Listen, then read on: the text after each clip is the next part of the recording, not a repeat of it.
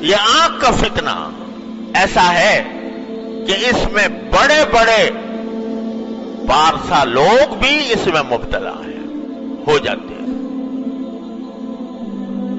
ہر ایک شخص اپنے گریبان میں منہ ڈال کے دیکھ لے کہ میں آنکھ کا صحیح استعمال کر رہا ہوں، برا غلط کر رہا ہوں، تو نظر آئے گا کہ پتہ نہیں کس طرح، خاص طور سے جو آج کل یہ اسمارٹ فون کا سلسلہ شروع ہو گیا ہے، تو اس نے بے حیائی اور آنکھ کے غلط استعمال کا دروازہ چوپٹ کھول دیا۔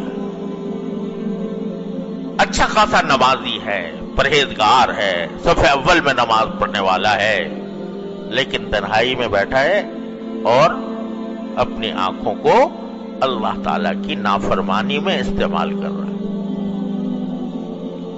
کیا کتنی بڑی غداری، کتنی بڑی خیانت، کتنی بڑی نافرمانی۔ تو اسی لیے میں یاد کرتا ہوں کہ جس شخص کو یہ بھروسہ نہ ہو کہ وہ اپنے آپ کو محفوظ رکھ سکے گا اس فتنے سے، اس کے لیے ایسا فون استعمال کرنا جائز نہیں، جس کو یہ بھروسہ نہ ہو۔ اگر بھروسہ ہے تو بعض اوقات اس سے اچھے کام بھی لیے جا سکتے ہیں، لیکن پاؤں پھسلنے کا ہر وقت خطرہ، نگاہ کے پھسلنے کا ہر وقت خطرہ۔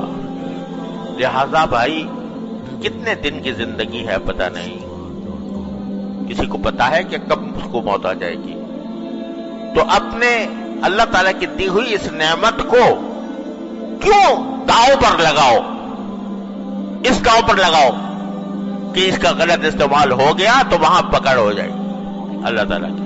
فاروق اعظم جیسا انسان جس کی تقوی و طہارت کی قسم دنیا کھاتی ہے، وہ جب یہ کہتا ہے کہ مجھے برابر سرابر چھوڑ جاؤں تو غنیمت ہے، تو ہم شما جو ان قسم کے فتنوں میں مبتلا ہو جاتے ہیں، ان کے دل میں خیال نہیں آتا، ان کے دل میں یہ خوف نہیں ہوتا کہ یہ جو ہم اللہ تعالیٰ کی نعمتوں کا غلط استعمال کر رہے ہیں، ایک دن اس کا حساب دینا ہوگا، ایک دن اللہ تعالیٰ کے سامنے حاضری ہوگی، اور ایک ایک نگاہ جو جس چیز پر ڈالی ہے اس کا حساب مجھے دینا ہوگا۔ تو اللہ تبارک و تعالیٰ اپنے فضل، اور بھائی دیکھو یہی وہ چیز ہے کہ جو انسان سے محنت، مشقت اور اپنے نفس پر زبردستی چاہتی ہے، زبردستی۔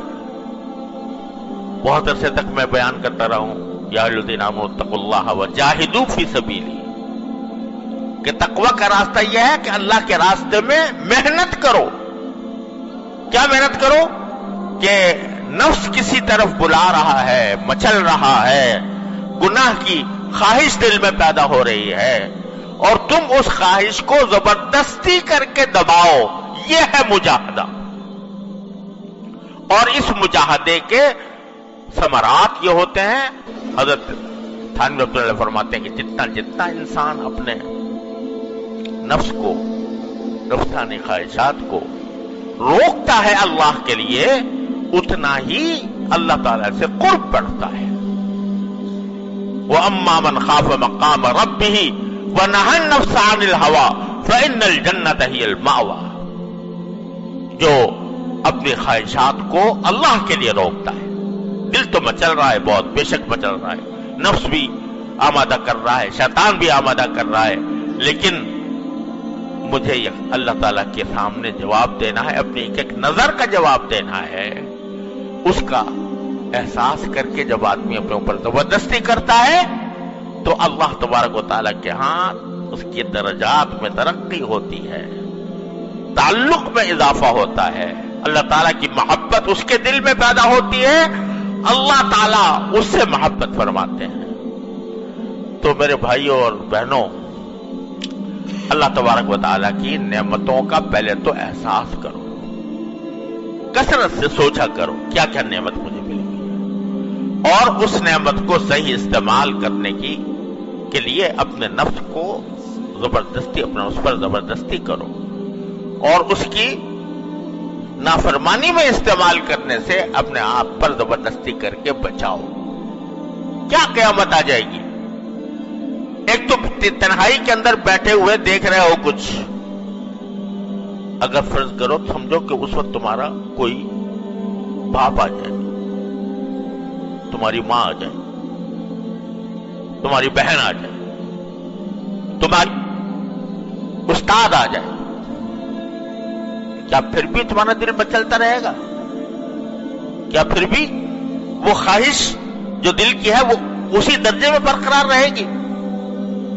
فوراً بند کر دو گے. اب کیسے بند کر دیا بھائی؟